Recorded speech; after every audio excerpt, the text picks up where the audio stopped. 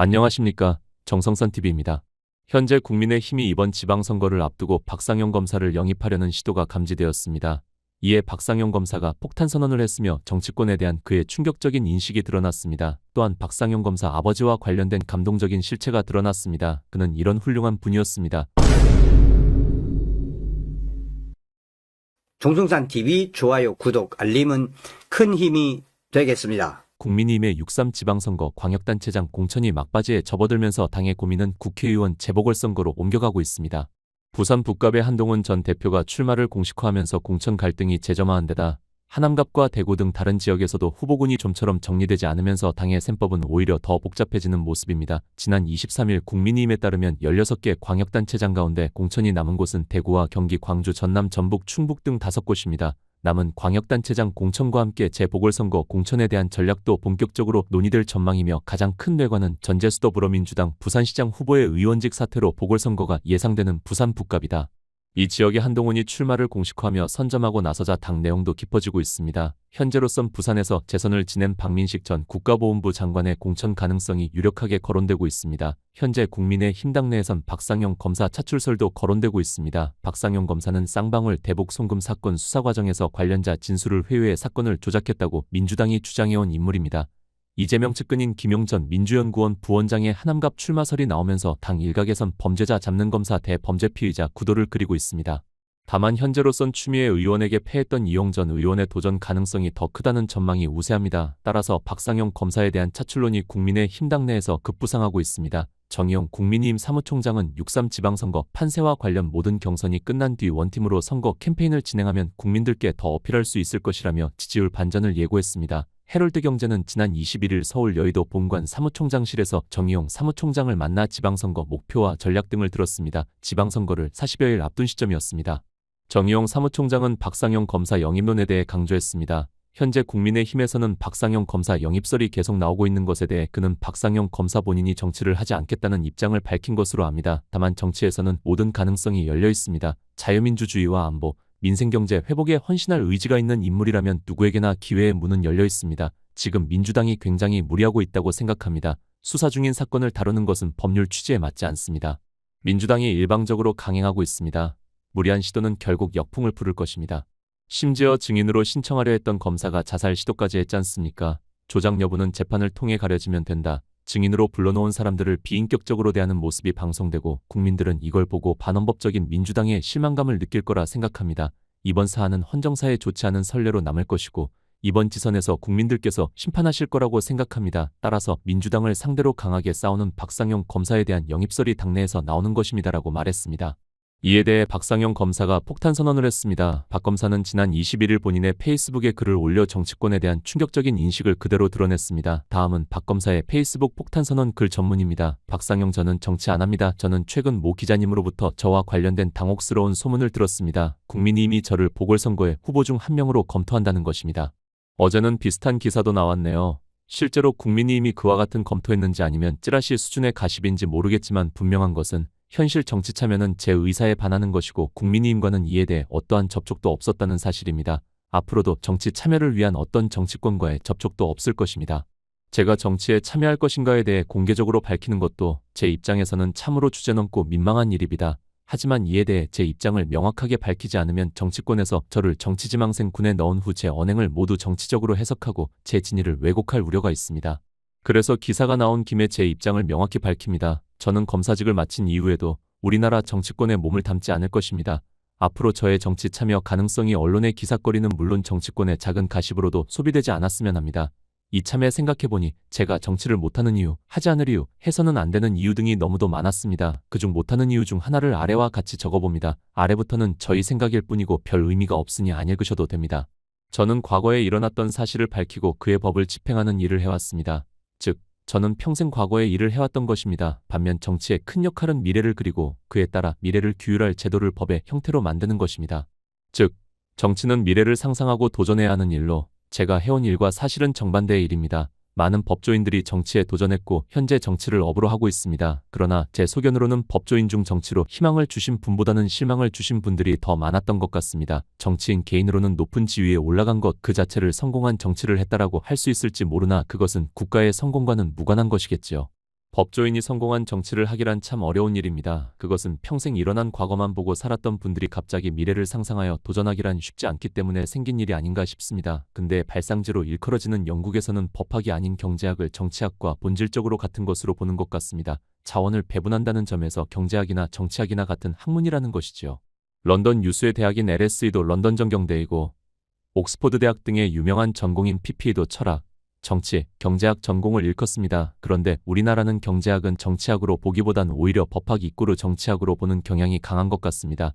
아마도 국회에서 법을 만드는 일을 하는 국회의원을 정치인의 전형으로 보기 때문 아닐까 싶기도 합니다. 실제 우리나라에선 법조인 출신 정치인이 경제인 출신 정치인보다 훨씬 많기도 한 것 같습니다. 그러고 보니 영국과 달리 중국에는 정법대학이 많네요. 동양에서는 전통적으로 정치를 통치의 기술로 생각해온 반면 서양이 주도한 근대에서는 정치를 일종의 경영의 관점에서 보는 것 같습니다. 관점의 차이가 있겠지만 분명한 것은 우리는 근대까지도 넘어선 현대에 살고 있다는 점입니다. 법을 집행하는 일과 법을 만드는 일은 전혀 다른 일입니다. 리스크의 관점에서 보더라도 법조인은 주로 발생한 과거의 일이 미칠 리스크를 줄여야 성공할 수 있다면 정치인과 경제인들은 주로 미래의 새로운 일을 벌여 리스크를 늘려야 성공하게 됩니다. 법조인이 정치인이 되더라도 그 모두의 전환은 쉽지 않을 것입니다. 축구에 빗대면 평생 수비만 해온 수비수가 갑자기 공격수의 포지션에 갔다고 하여 공격을 잘하기 어려운 것과 같습니다. 똑똑하고 훌륭하신 선배들이 정치로 성공하는 게 그렇게 어려운데 저라고 뭐 그리 다르겠습니까?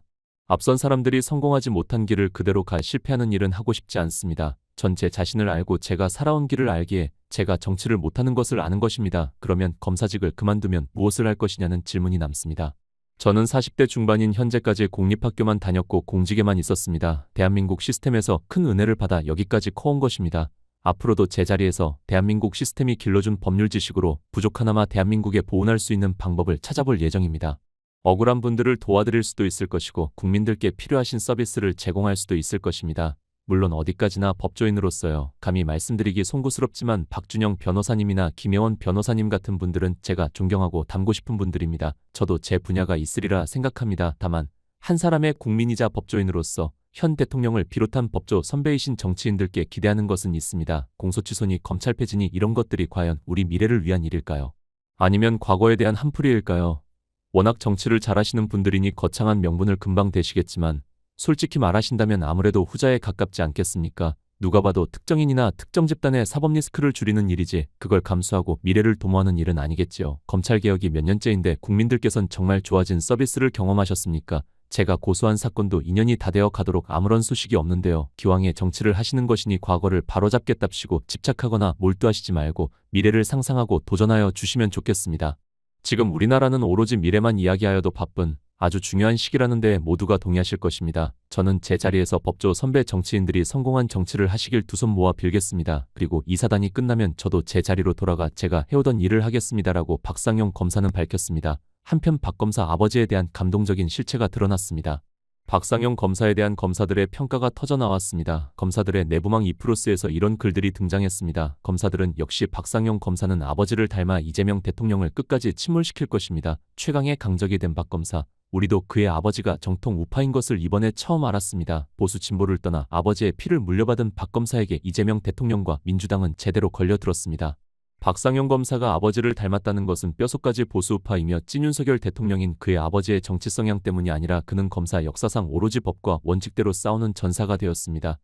이재명과 민주당에게는 박 검사가 저승사자나 다름이 없으며 이 전쟁의 최악의 패배자는 바로 이재명 대통령과 민주당이 될 것입니다. 누구도 예상 못한 이재명과 박상용 검사의 이 전쟁. 일개 검사가 대통령을 연일 공격하고 있다. 박상용 검사는 이미 죽을 각오를 하고 진짜 목숨을 걸은 것 같습니다.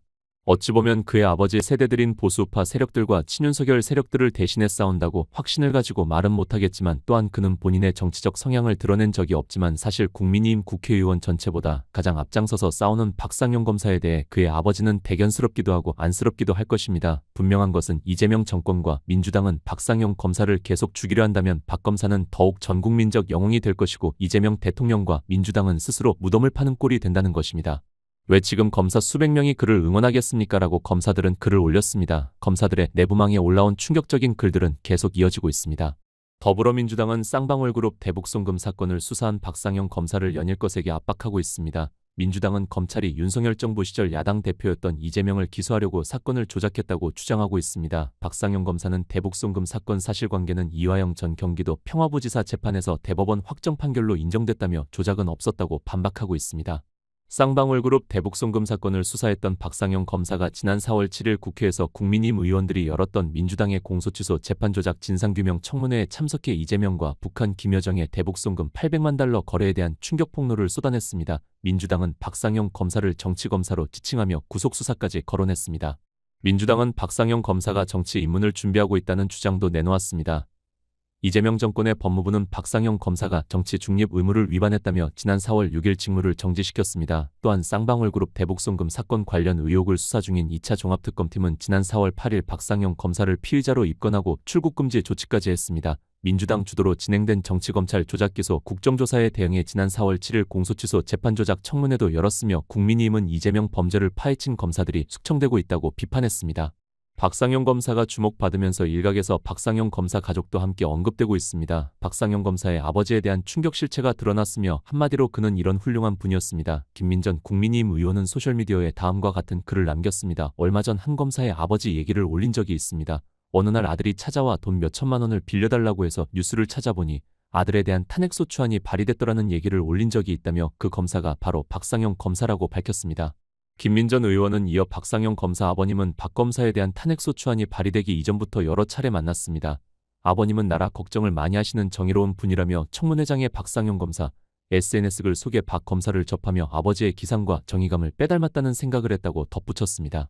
아버지를 닮아 정의롭고 강직하게 싸우고 있다는 것입니다. 김민전 의원은 국민의힘 최고위원회의에서도 박상영 검사 아버지를 언급했습니다. 당시 김민전 의원은 박상영 검사 아버님이 매주 화요일 국회 정문 앞에서 시위를 하고 계십니다. 박상영 검사 아버님은 우리 아들은 도둑놈 잡은 거 말고는 아무 잘못이 없다고 말씀하셨습니다라며 왜 자기 본분을 다한 사람을 이렇게 탄핵하겠다고 나서는 것인지 국회가 어디로 가는 것인지 한탄하게 된다고 말했습니다. 박상영 검사 아버지 박 씨는 정치 활동과 사회운동 그리고 정통 보수파로서 수많은 헌신을 꾸준히 해왔습니다. 그는 국가 정체성과 이념에서 매우 뚜렷한 보수파 리더이며 강성 친윤석열 지지자였습니다. 그는 지난 2014년 지방선거에서 새누리당 현재 국민의힘 강남구 의원 후보로 지원했지만 공천받지는 못했습니다. 박 검사의 아버지는 지난 2021년 윤석열 사랑 전국모임을 설립하고 윤석열 국민의힘 대선 후보를 지지했습니다.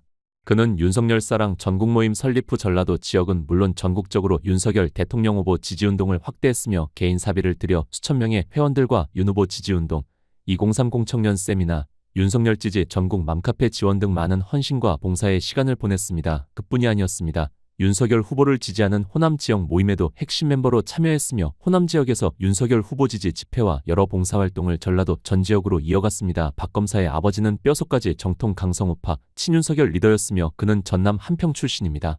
지난 2024년 총선에서 국민의힘 위성정당 국민의미래 비례대표 공천 신청을 했지만 공천받지는 못했습니다. 박상영 검사 아버지는 이외에도 특권 폐지 국민운동본부 공동대표, 세금 바로 쓰기 납세자운동 지부장, 자유실천연대 이사장 등을 지낸 보수우파 리더입니다. 특권 폐지 국민운동본부가 지난해 대선에서 국민의힘 김문수 후보 지지 선언할 때 박 검사 아버지도 참여했습니다. 일요신문 본지 기자는 박상영 검사 아버지와 얼마 전 3차례 전화 통화를 했습니다. 박상영 검사 아버지는 통화에서 요즘은 정치 활동을 안 하고 있다고 밝혔습니다.